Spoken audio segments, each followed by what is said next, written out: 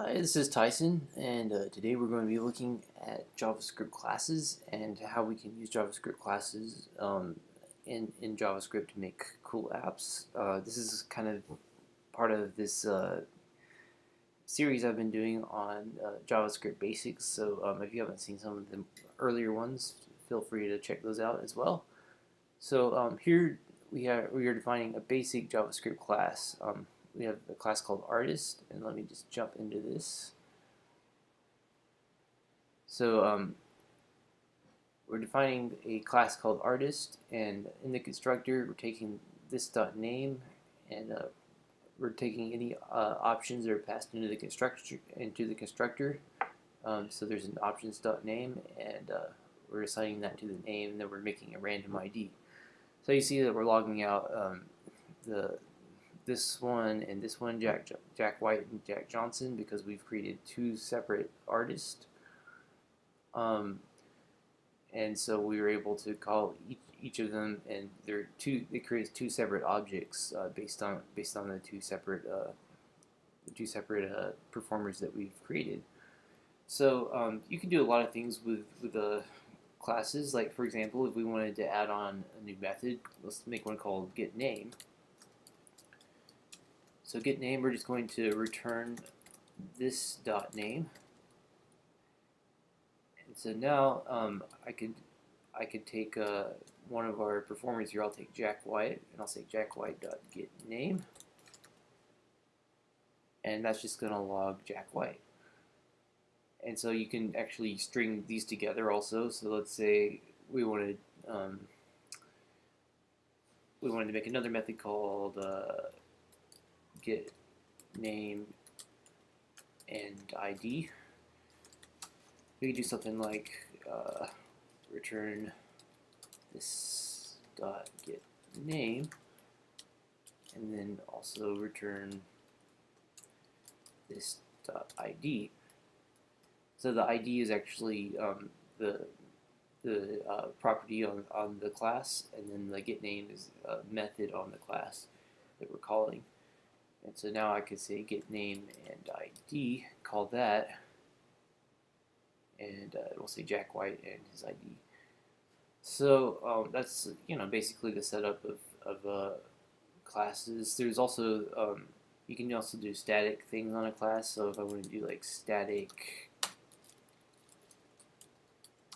hello.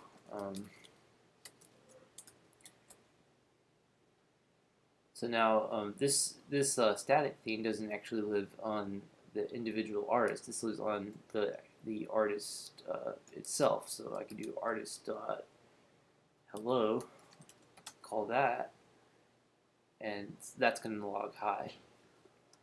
So now we're going to jump into actually extending classes and how you can inherit from one class into another class. So we'll jump into this example. So here we have a person. The person has a type, and it has a getType method.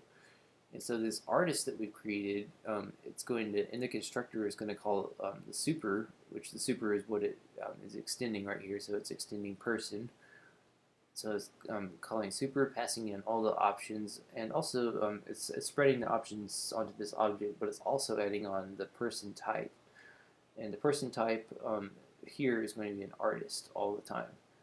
And so here we create this new artist, same as we did before, Jack White, and then we call getType on him, and the person type is, of course, artist. So we could do a lot of things with inheritance, but the basic idea is that you take one class, and that class allows you to inherit from another class. So we're calling getType. The getType method is not on the artist class; it's actually on the person class, but we're able to call it because it's being extended from the artist. And this is, a lot like any other inheritance-based system, whether you're using, Java or C# or something like that. But it's something kind of new to JavaScript, so it's a lot of JavaScript developers like this kind of inheritance.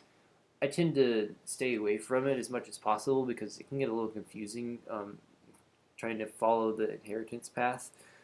So personally, I would try to use functions whenever possible, and just use classes kind of as a last resort. And as I've been writing more and more JavaScript, it's kind of become more and more apparent to me that the last resort is less. You need it less than you would think you would. So this is just kind of a basic overview of classes in JavaScript, and in the next video we're going to be talking about how we can use arrays in JavaScript and do a lot of different iterations in working with arrays. And so we'll jump into that next.